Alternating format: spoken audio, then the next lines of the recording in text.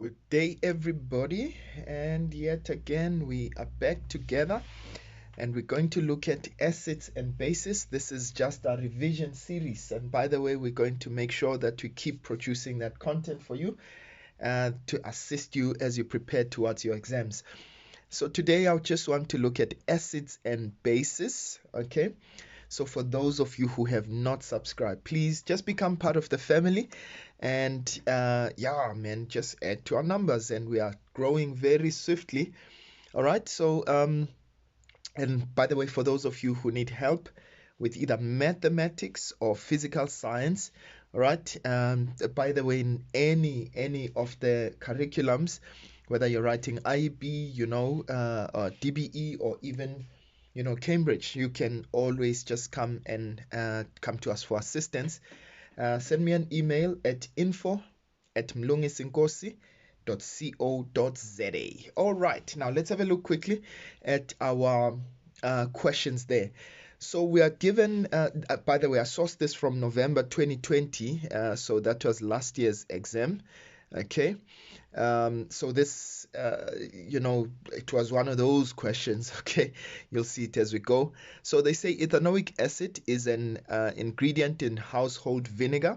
So I want you to please note that statement simply tells us that ethanoic acid, okay, can be found in vinegar. Vinegar is not ethanoic acid. However, vinegar contains ethanoic acid. I hope that makes sense. So they are asking, is ethanoic acid a weak or a strong acid? And give a reason for your answer. Of course, we consider that to be a weak acid. Okay, so we know that ethanoic acid would be a weak acid. And why is that? Okay, because it ionizes partially in water, right? So it ionizes or does not ionize completely. Ionizes partially. Hey, my goodness, what happens to this English, eh?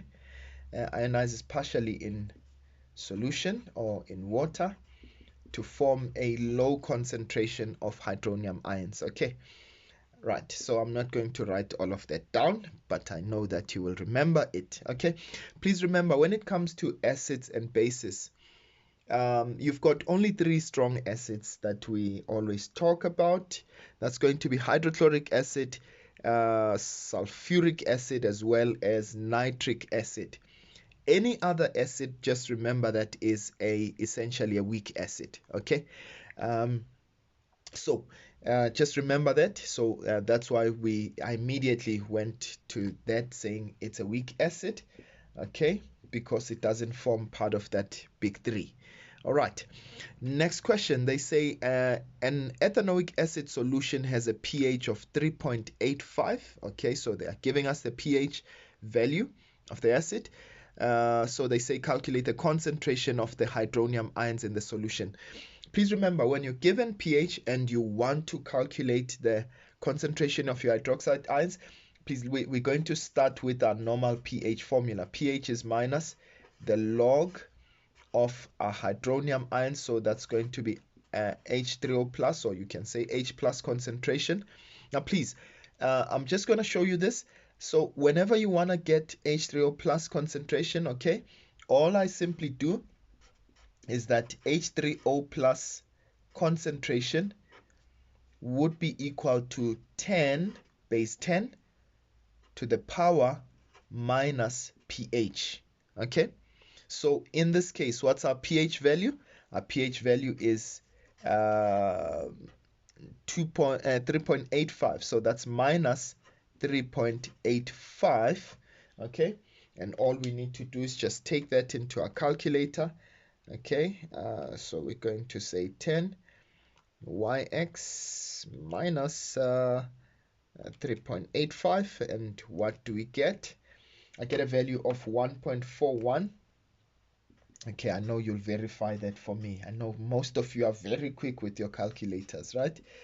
Times 10 minus to the power minus 4. That is, remember, we are talking concentration here.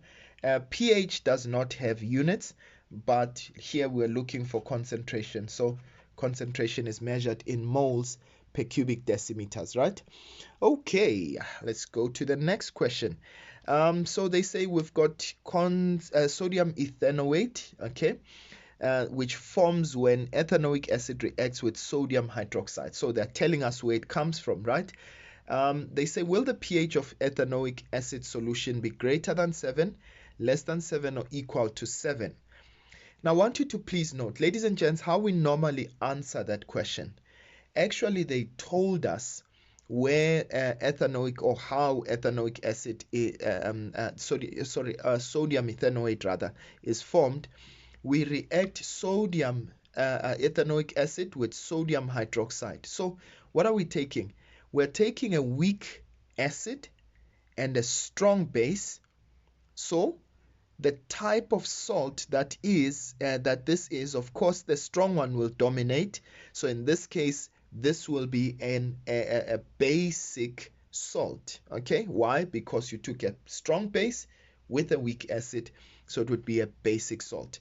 In this case, they said, will the pH be less than, equal to, or will it be greater than 7? So remember, for basic substances, the pH would be greater than 7. Okay, so our answer there should be greater than 7. Okay, right, so greater than 7. Okay, so what we wanted to find out is, they say, explain the answer to 7.1.3 with the aid of a balanced chemical equation. Okay, so how you do this? So I'm going to do this. First of all, I'm not at the answer yet, but I just want to show you how to actually go about identifying this. So when I go to ethanoic acid, this is not the solution just yet. I'll show you which one is the solution. So CH3COOH, sodium, right? Okay. When it dissociates, so I'm going to break it down. It breaks down to become Na plus, and you've got that ethanoate ion. Okay, so with CH3COO minus. Okay, I'm trying to squeeze that in there. All right, so essentially, when this guy breaks down, or when it dissociates, it forms the sodium ions as well as the ethanoate ions. Okay, so what you actually do to prove that it is actually an acidic salt, what you will normally do is you note, where does sodium plus come from?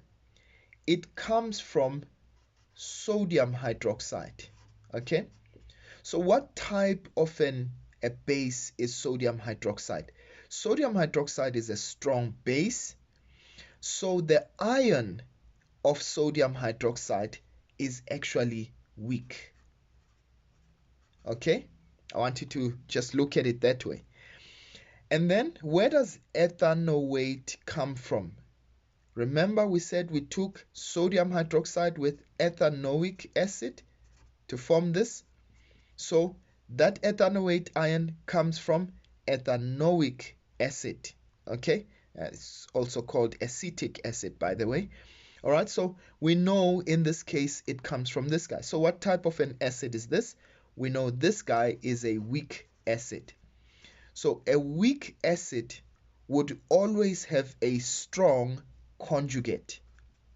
So what you normally do is that, so I was just identifying. Now let's answer the question. Okay, so if I have a weak conjugate, a weak base, it gives me a strong conjugate. So you will always take the strong ion between the two and react it with water.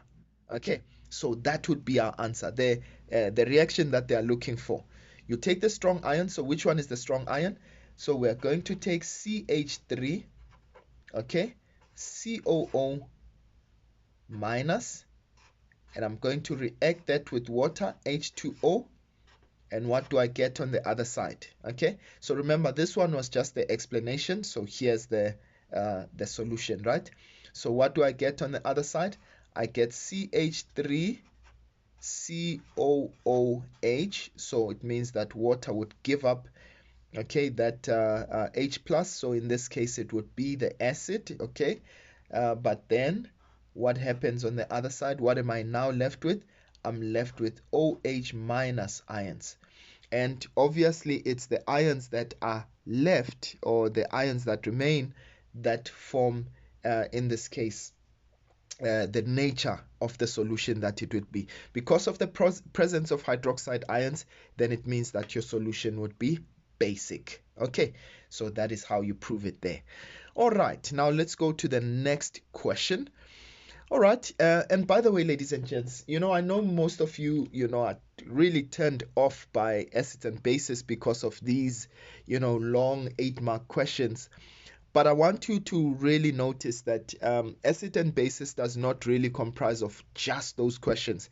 You can really score great marks, on just the theoretical part of acids and bases, okay, and just all the other stuff that you can just answer that are just simple and mundane, right? Okay, so let's go to this next question. So what I'm going to do, I'm just going to cover this up. I'm going to bring this over to this side. Okay, right.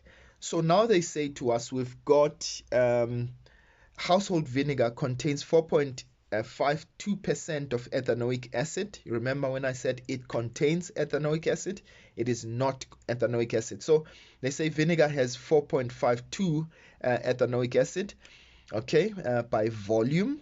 So in this case, we are simply saying, okay, a 1.2 gram impure sample of calcium carbonate is added to 25 cubic centimeters of household vinegar. They say on completion of this reaction, the excess ethanoic acid in the household vinegar is neutralized by 14.5 cubic centimeters of sodium hydroxide solution with a concentration of 1 mole per cubic decimeters, and they give us the balanced reaction there. All right, so it's one of those questions, right? But remember, don't panic. We're going to take it slowly but surely, and hopefully when I'm done, you'll actually understand exactly how to tackle this type of a question. These are sort of back titration question. I remember there was an argument as to whether they should actually continue to ask these type of questions, but nonetheless they are very good for analysis. And by the way, for those of you who want to really understand this section, I would highly recommend that you watch my stoichiometry videos. Okay, so there's about 4 of them that I've made, so it will help you to understand the basics of chemistry, and ultimately what I did was to now start tackling these. And when you do it as a build-up, it actually helps you to understand. So please just go and check those videos out, and I promise you'll be a star when it comes to chemistry. Okay, right. So what they do there is that they said calculate the number of moles of the unreacted ethanoic acid. So we know that we took an amount of acid there, and we reacted it with calcium carbonate, but some of it was unreacted. Now, which one was unreacted? It's the one that we took and reacted with sodium hydroxide in that reaction there. So it was the excess amount. So we want to know how much of it was unreacted with the ethanoic acid. So I'm going to simply say, so the number of moles. So remember, they didn't give me anything much about ethanoic acid, but they did tell me the number of moles, or rather the concentration as well as the volume of sodium hydroxide, right? So I'm going to say, well, let me find out the number of moles of sodium hydroxide. Okay, so I've got concentration and I've got volume. All right, so remember, we've got this formula that says concentration is number of moles divided by volume. So in this case, I'm looking for number of moles, so I'm going to say number of moles is concentration multiplied by volume. So I've got 1 mole okay, multiplied by what's the volume of sodium hydroxide. They said it's 14.5 cubic centimeters, but remember, I must actually get that in cubic decimeters. So how do I do that? I'm going to divide that by 1,000. Remember, to convert from cubic centimeters to cubic decimeters, you divide by 1,000. So all you say 14.3 divided by 1,000, that will be 0.014. Sorry, 14.5. What am I saying? 14.3. 14.5 divided by 1,000. Okay, and you get 0.0145, right? So the volume 0.0145 cubic decimeters now. And what does that give us? 0.0145, okay, moles. Now what are these? These are the moles of sodium hydroxide, but that's not what they asked me. They asked me for the moles of the unreacted ethanoic acid. So if I know the number of moles of sodium hydroxide, then I can know the number of moles of ethanoic acid. So the ratio, the stoichiometric ratio, is for every 1 sodium hydroxide that's used, the coefficient there is 1, I actually use also 1 mole of ethanoic acid. So it means for any amount of sodium hydroxide, I would use the same amount of ethanoic acid. So therefore, now note, I am now concluding and saying, so therefore the number of moles of ethanoic acid, okay, ethanoic acid that were in excess, right? So these are the excess ones from that reaction. So we reacted with calcium carbonate, and the ones that were left were now reacted with sodium hydroxide. So the excess moles in this case would be also 0.0145. So they are equal. And why are they equal? Because it is a 1:1 ratio, okay? Because the ratio between sodium hydroxide and ethanoic acid is 1:1. All right, we'll come back to this ratio thing, okay? And as I said, please go and watch those videos. That'll really, really help you. Right, now let's go to the next question. They say to us, calcium carbonate reacts with ethanoic acid according to that reaction there, okay? Now they say calculate the percentage calcium carbonate, all right, in the impure sample. Now, remember they had given us the mass of the impure sample. Please, I want you to be very careful. We cannot use that mass and say, well, mass divided by molar mass of that impure sample. Why? Because not all of that 1.2 grams is actually calcium carbonate. That's why they told us it's an impure sample. So it actually, there's some other hochakis inside that sample that are not calcium carbonate. So when you use number of moles, mass over molar mass, you have to be careful that the sample that you're given is purely made out of calcium carbonate to use that formula, right? So here we cannot do that. So what I'm going to do is, ladies and gents, is let me find out how much ethanoic acid did I have, was I given originally. Remember, I know the excess amount of ethanoic acid, right? So remember what happened in this reaction. We reacted ethanoic acid, okay, the original amount that we would have, which is what I want to find now. We reacted it with calcium carbonate, but some of the ethanoic acid was left unreacted, right? And then what did we do? We took the excess and we reacted it with sodium hydroxide. So what am I trying to do now? I am trying to find out how much ethanoic acid exactly reacted with calcium carbonate. Okay, so here's what my thinking is. I'm going to take, okay, this is 7.2.2. This was 7.2.1. So I am going to say, let me find out the number of moles of ethanoic acid that reacted with the calcium carbonate. And so to get that, I'm going to say, let's find out the number of moles that were there originally, or you can say the total number of moles of ethanoic acid that were there. And I'm going to subtract that from the number of moles that were unreacted or that were in excess. All right. Now, the number of moles that are unreacted are the ones that we found in this particular, in the previous reaction, right? So to know how much of the ethanoic acid reacted with the with calcium carbonate, let me find out what I had in total. Okay, subtract what I what was in excess, what was left, then I would know how much of it actually reacted. Okay, right. I hope you can understand my thinking around that. Okay, let me just help you understand that. So if I walked into a shop, let's say with 20 rands, right? Okay, and I walk out of the shop with, say, 7 rands. So how much did I spend in the shop? I spent, well, you'd say the amount that I had at the beginning, subtract the amount that I had at the end after my purchase at the shop. So therefore, that would give you the amount that I actually spent. Okay. So in this case, to find the ethanoic acid that reacted with calcium carbonate, I'll say, well, how much did I have total originally, right? And how much of it was left after this reaction? Remember, the amount that was left, I took it and reacted it with something else, right?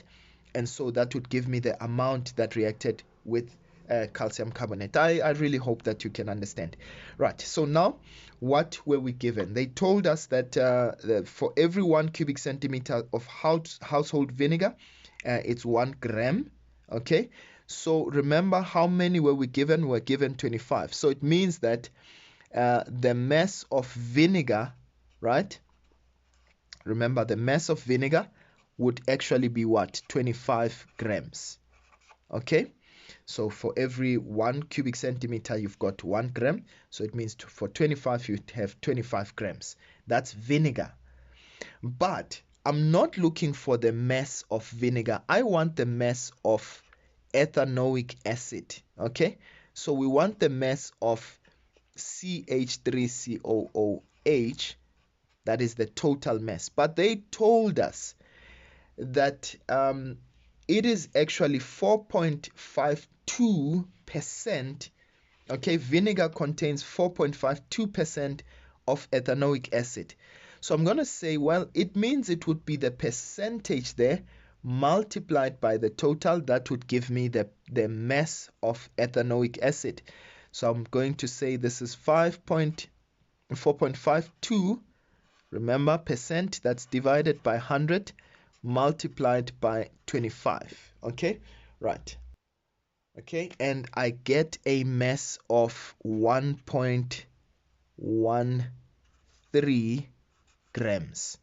Now this is the mass of ethanoic acid. So can I now, from this mass here, find out the number of moles? Remember, this is where we're going, right? And I want the original number of moles. So I can say, well, but I know ethanoic acid, number of moles, that's mass divided by molar mass. Okay, I want the number of moles and I've got the mass, so I'm going to say this is going to be mass, which is 1.13, and we are talking ethanoic acid. Please, you go to your periodic table. Okay, that's 12.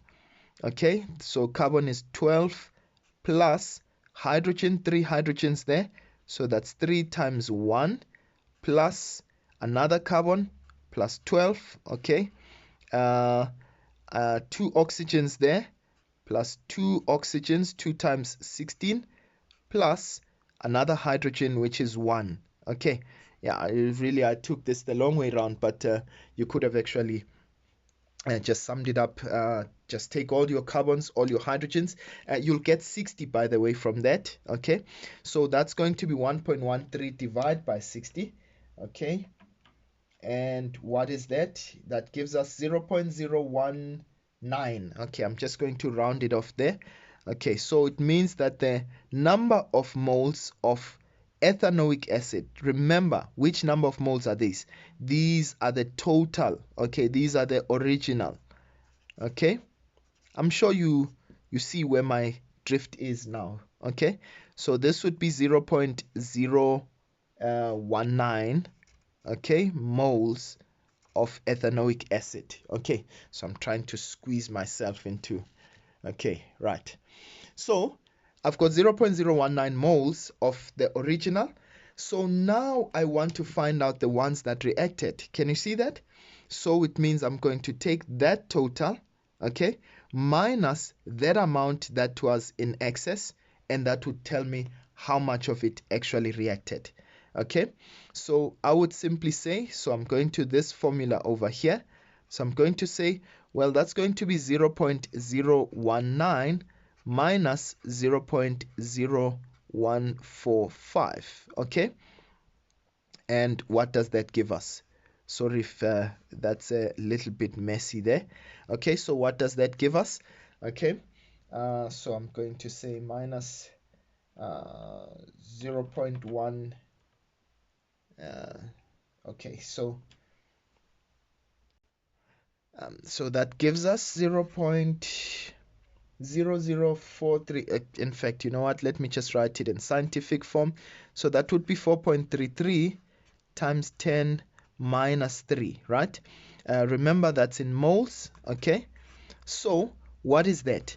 That's the amount of vinegar, sort of ethanoic acid that reacted with my with you know the with calcium carbonate. So that would be the amount there.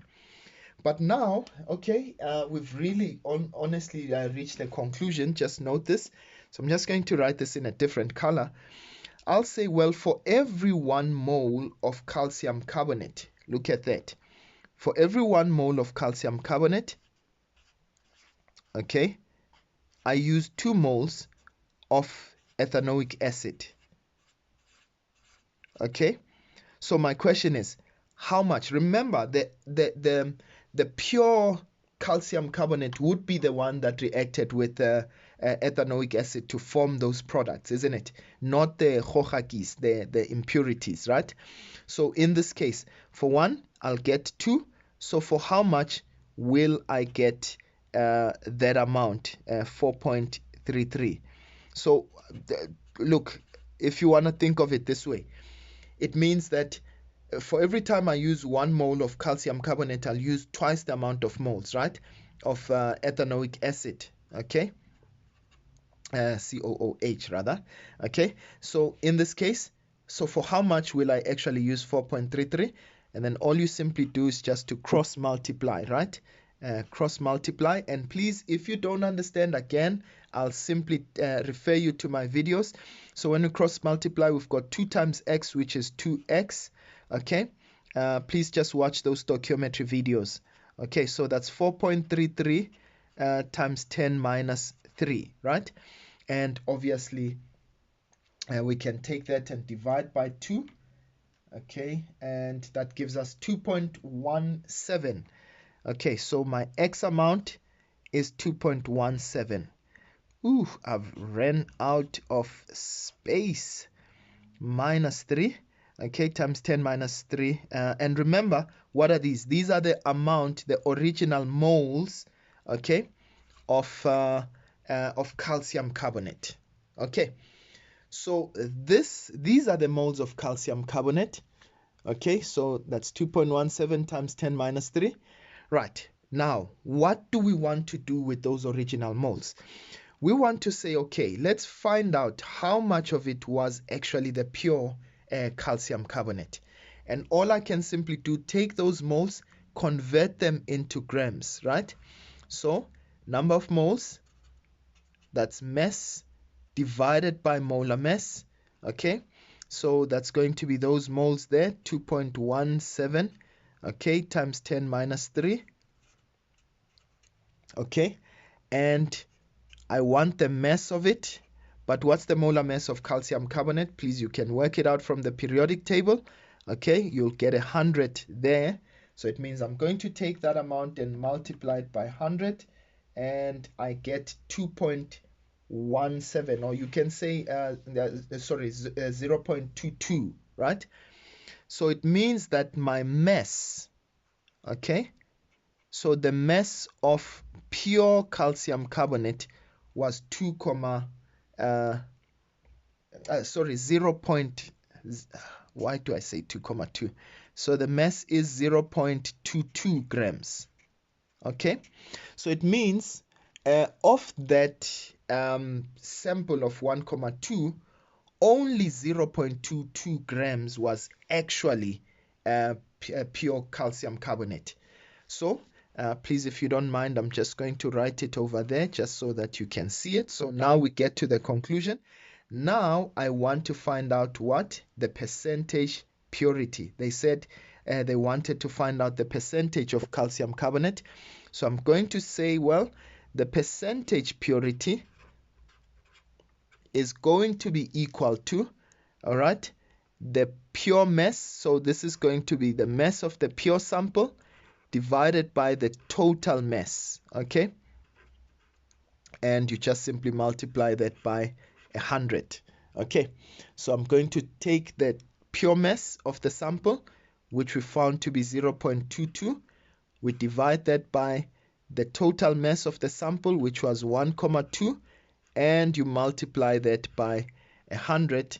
And so I'm going to take that, divide by 1.2 grams, and I multiply that by 100 to get the percentage, and I get 18%.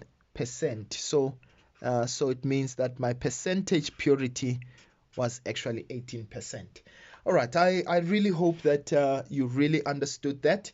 Okay, it's one of those questions, and I would actually like to say, ladies and gents, when you encounter these type of questions, please, if you find them a little bit, they heighten your anxiety, rather move on to the sections that you have more confidence in, and rather leave this to the last minute. Okay.